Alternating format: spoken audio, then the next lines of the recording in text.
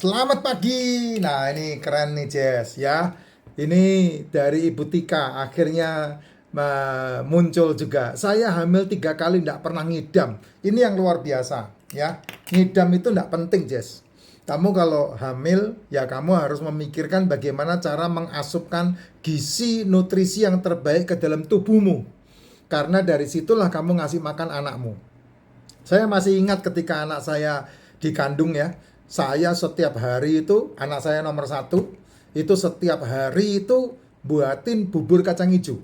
Saya buatin kacang hijau dengan berbagai macam. Bukan ding. Kedelai, makanan kedelai untuk memberikan nutrisi protein yang baik. Saya buatin susu kedelai, saya buatin apa itu pokoknya yang berhubungan dengan kedelai lah. Ya, makan tempe, makan tahu yang banyak itu. Nah, muncullah anak saya yang pertama itu. Nah, anak saya yang kedua juga sama, tapi bukan kedelai, kacang hijau. Jadi pagi, siang, malam itu saya siapin, saya buatin kacang hijau, kacang hijau, kacang hijau. Nah, muncul anak saya yang kedua tuh. Jadi jenisnya beda-beda. Ya, karena memang saya tidak peduli dengan yang namanya ngidam. Ngidam itu tidak betul. Ngidam itu kebodohan. Ya, yang diturunkan, yang diceritakan, yang dianggap petuah, yang dianggap kebutuhan janin. Enggak. Ngidam itu tidak ada kebutuhan janin. Itu adalah keinginan yang dibuat-buat oleh sang ibu yang hamil. Tinggal kamu mau menuruti apa tidak, itu aja. Nanti kalau ngidamnya enggak diturutin anaknya ngiler. Ya orang bodoh lagi itu. Orang bodoh kedua. Anakmu lahir itu enggak pernah anak lahir langsung muncul gigi. Pasti ngiler, bego. Blow on. Pasti ngiler. Enggak ada bayi lahir enggak ngiler itu. Enggak ada itu. Pasti ngiler. Yang ketiga lagi, kalau anak lahir pasti harus digundulin. Nah, dua anak saya enggak ada yang digundulin itu. Anak saya semuanya rambutnya asli dari semenjak lahir, enggak ada yang digundulin. Enggak boleh saya. Orang tua ikut-ikutan, kakek neneknya ikut-ikutan. No, enggak boleh. Saya yang ngatur mereka sendiri. Jadi enggak ada itu. Anak saya digundulin enggak ada ya. Nah, ini kalau ibu ini enggak pernah ngidam, bukan enggak pernah ngidam, Bu, tapi kamu memutuskan untuk tidak ikut-ikutan ngidam. Itu baru benar ya. Makan normal, bagus, makan normal. Yang terbaik adalah ketika kamu hamil 9 bulan 10 hari itu kamu asupkan nutrisi yang dibutuhkan sama ibunya. Karena ibunya memberikan kepada anaknya. Apa itu? Yang berhubungan dengan mineral, yang berhubungan dengan vitamin, yang berhubungan dengan asam lemak, yang berhubungan dengan asam amino, dan yang berhubungan dengan karbohidrat. Ini harus lengkap ya. Jangan 4 sehat 5 sempurna. 4 sehat 5 sempurna itu ilmu bohong-bohongan itu. Ya, itu ilmu saya waktu kecil. Ilmu kebodohan waktu kecil, tidak ada gunanya itu ya. Ya. Ini yang penting. Dan ini 5 hal ini dibagi dua ya, dibagi dua. Ini adalah mikronutrisi yang namanya mineral sama vitamin, dan ini adalah makronutrisi yang namanya asam lemak, asam amino, karbohidrat. Kalau kamu makan telur, 5-5-nya sudah ada. Kamu makan daging, 5-5-nya sudah ada.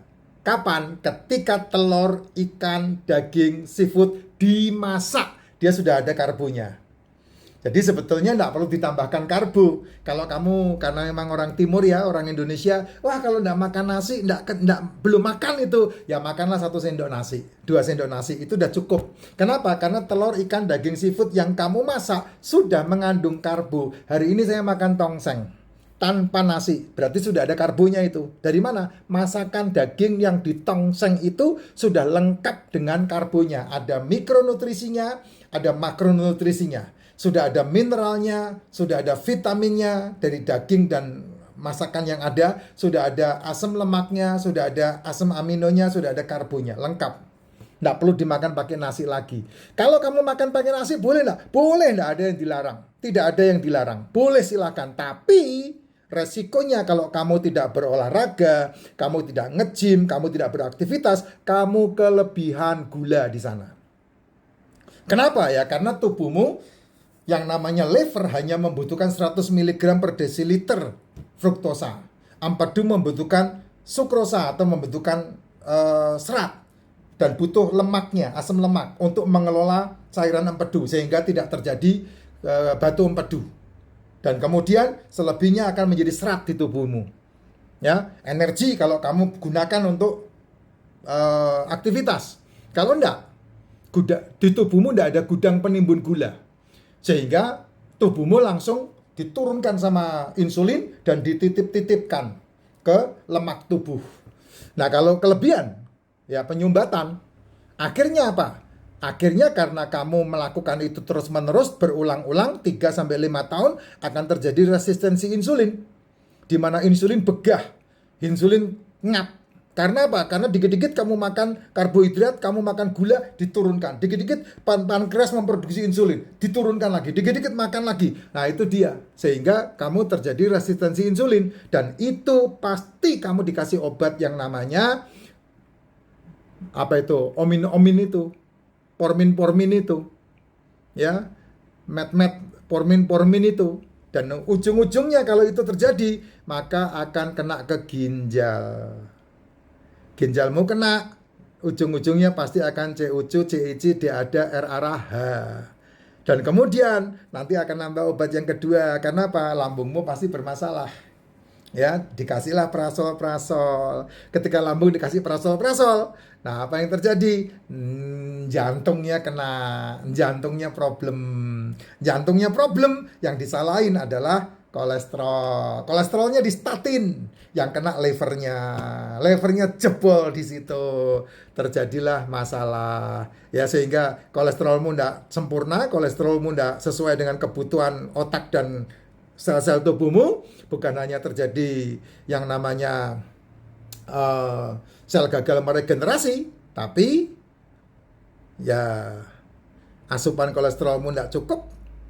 Karena dikambing hitamkan di sana, kamu pasti dilarang makan makanan yang berhubungan dengan makanan selmu. Nah, terjadilah lingkaran setan itu. Muter.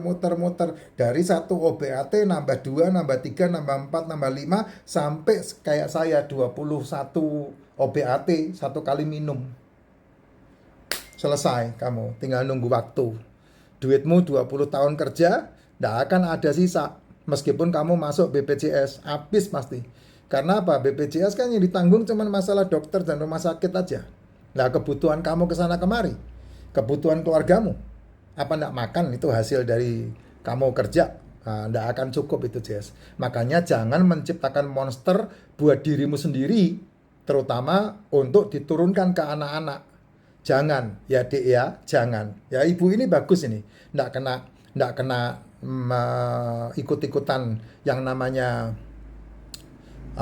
itu ngidam itu ya. Orang ngidam itu, orang hamil itu, ibunya berat badannya naik sampai 16 kilo, 20 kilo ya. Anaknya mah beratnya 2,3 dan rata-rata stunting, kurang gizi. Kenapa ya? Karena yang dimakan sampah semua. Kamu hamil ngemil, yang dikemil gula. Kamu hamil ngidam, yang diidam gula. Kamu hamil yang dimakan karbo lagi. Protein, asam lemak, mineral, vitamin, nggak kamu supply dalam tubuhmu. Nah, itu resikonya. Kamu sedang melahirkan, mengandung monster. Dan hari ini terbukti, anak-anak umur 4 tahun antri RSCM dan beberapa rumah sakit yang lain di Jakarta, satu hari bisa 70 orang loh itu. Cuci darah, umur 4 tahun. Diabetes tipe 1, pankreasnya sudah tidak berfungsi, jebol. Nggak bisa diobati udah. Itu monster itu. Ya. Belum lagi anak-anak umur belasan tahun. Cuci darah juga. Tipe 2, pankreasnya masih berfungsi, cuma nggak kuat. Resisten insulinnya. Nah, itu kalau mau sembuh, ya berhentikan itu bontotan-bontotan, kresek-kresek yang berisi teh manis itu, minuman-minuman berenergi itu, gula-gula, sarapan-sarapan itu berhentikan semua aja kalau mau. Kalau kamu mau peduli dengan kesehatan kamu, kalau enggak, ya enggak bisa. Makanya polanya sangat simpel. Bangun tidur, minum racikan makcin, tidak sarapan, makan di antara jam 1 sampai jam 7 malam, malam hari stop makan. Hanya seperti itu. Tapi kalau udah kena begini ya harus supplementation. Tidak sarapan dan tidak makan malam. Makan di antara jam 1 sampai jam 7, yang dimakan telur, ikan, daging, seafood. Ini yang kamu masak, sudah ada gulanya, sudah ada karbonya. Jadi tidak perlu jajanan, nasi, gula, tepung, cemilan. Tidak perlu itu. Nah, baru kamu akan pulih seperti sedia kala. Saya ngalami. Nah, kalau kamu ikutin saya, ya pasti kamu alami juga.